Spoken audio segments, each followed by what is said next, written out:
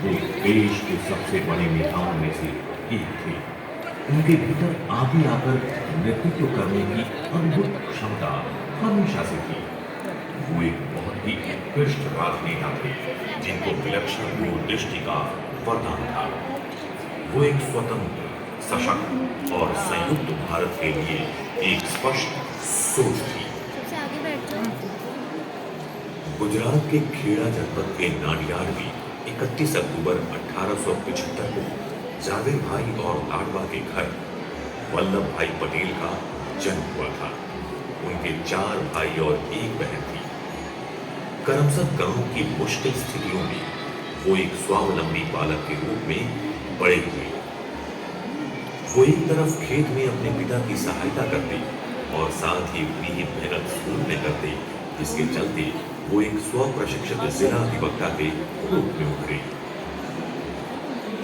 वल्लभ भाई पटेल की शादी जवेरबा से हुई थी और उनको ईश्वर की कृपा से 2 बच्चे हुए, मणिबेन और दाहिया भाई। जवेरबा का निधन युवावस्था में हो जाने से वो एक दुखी और एकाकी पुरुष रह गए थे। हालांकि उनके अंतर्मन में देश की स्वतंत्रता का लक्ष्य सुलग रहा था।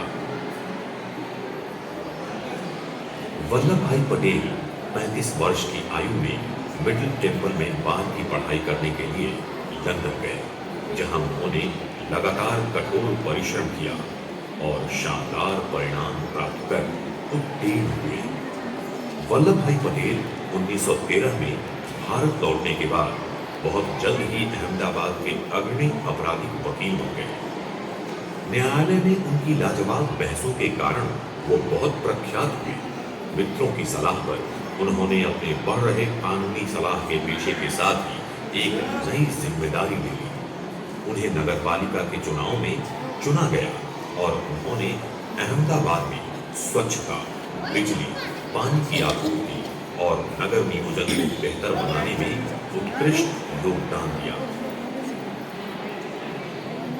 वल्लभ भाई पटेल 1917 में महात्मा गांधी से मिले और इस मुलाकात ने उनके जीवन की राह को बदल दिया। महात्मा के सिद्धांत सत्याग्रह, ब्रिटिश साम्राज्यवाद के विरुद्ध अहिंसक तरीके ने उनके मन को जीत लिया।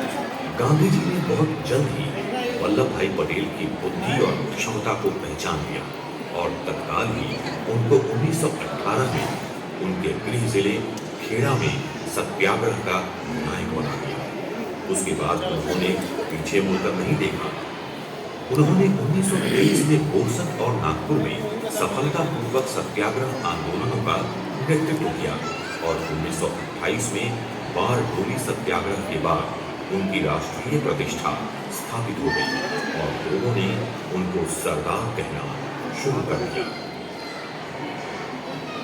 संघर्ष के नायक सरदार पटेल ने हजारों गुजराती किसानों को ब्रिटिश सरकार की अन्यायपूर्ण लगान वसूली के विरुद्ध अहिंसक प्रतिरोध करने के लिए प्रेरित किया।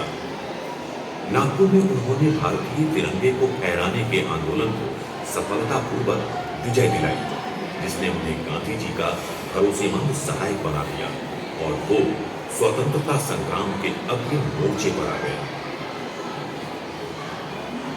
गांधी जी का 1942 में भारत छोड़ो आंदोलन का आह्वान पूरे देश में गुंजायमान हो रहा था और इससे स्वतंत्रता संग्राम में एक नया आवेग उत्पन्न हो गया। ब्रिटिश सरकार ने गांधी जी, सरदार पटेल और अन्य प्रमुख नेताओं को गिरफ्तार कर जेल में डाल दिया। स्वतंत्रता आंदोलन के दौरान स्वयं सरदार पटेल 6 बार जेल गए थे। 15 जून 1945 को उनके जेल से बाहर निकलने के बाद द्वितीय विश्व युद्ध की पृष्ठभूमि के कारण ब्रिटिश साम्राज्य को भारतीय सैनिकों की सहायता लेने के लिए मजबूर होना पड़ा था, जिससे एक समझौता हो गया जिसने भारत पर उनकी पकड़ को कमजोर किया और स्वतंत्रता के लिए रास्ता साफ होने लगा। भले ही ब्रिटिश भारतीय जमीन से चले जाने को थे, लेकिन एक नया बवंडर तैयार हो रहा था। मोहम्मद अली जिन्ना के नेतृत्व वाली मुस्लिम लीग ने मुसलमानों के लिए एक देश बनाने के अपने कार्यक्रम और पाकिस्तान को साकार करने के लिए कई भारतीय मुसलमानों का समर्थन प्राप्त कर लिया था। भारतीय नेताओं के कड़े प्रतिरोध के बावजूद भारत के विभाजन को रोका नहीं जा सका। भारत को 15 अगस्त 1947 की अर्धरात्रि को स्वतंत्रता मिली, लेकिन ये बंटवारे के खून खराबे में नहाई हुई थी। सरदार को भारत का पहला उप प्रधानमंत्री और गृहमंत्री चुना गया और साथ ही उन्हें सूचना और प्रसारण का अतिरिक्त कार्यभार भी सौंपा गया। विभाजन के प्रबल विरोधी होने के बावजूद वो अब इस प्रक्रिया की पीड़ा और त्रासदी को कम करने के उपायों को तलाश रहे थे। वो एक अनुभवी नायक और कुशल राजनेता थे। अब उनके सामने दो विशालकाय चुनौतियां थी। पहला, सांप्रदायिक हिंसा को नियंत्रित करना, जो विभाजन के कारण काबू से बाहर हो चुकी थी।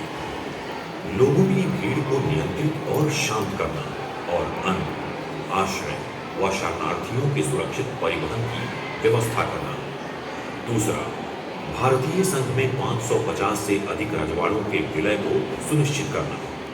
दृढ़ इच्छा शक्ति और दूरदृष्टि का प्रयोग करके उन्होंने राजकुमारों को भारतीय संप्रभुता में शामिल होने के लिए समझाया।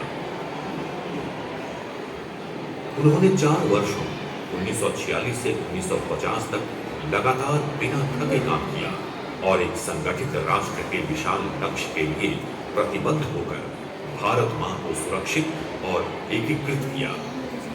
ये उनकी देश के लिए महानतम विरासत और उपहार थी। राष्ट्र के लिए एक सशक्त नींव बनाने के अपने विचार और इच्छा के साथ उन्होंने भारत के संविधान को स्वरूप देने में भी अपना महत्वपूर्ण योगदान दिया था।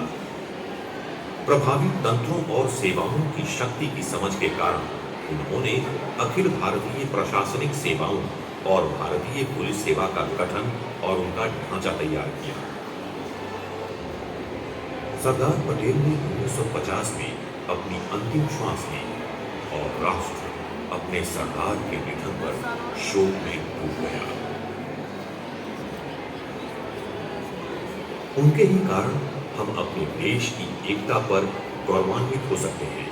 भले ही यहाँ संस्कृति, समुदाय, भूमि और भाषाओं की विविधता हो, लेकिन हम एक हैं। उन्होंने न केवल भारत के नक्शे पर बल्कि सभी भारतीयों के दिलों और दिमागों पर अपनी अमिट छाप छोड़ी है। सरदार पटेल की विरासत हमें आज भी राह दिखाती व प्रेरित करती है। राष्ट्र उनके जन्मदिन 31 अक्टूबर को राष्ट्रीय एकता दिवस के रूप में मनाकर और इस महान नायक की साक्षी स्टैचू ऑफ यूनिटी की प्रतिमा को स्थापित करके उनकी स्मृति को श्रद्धांजलि देता है।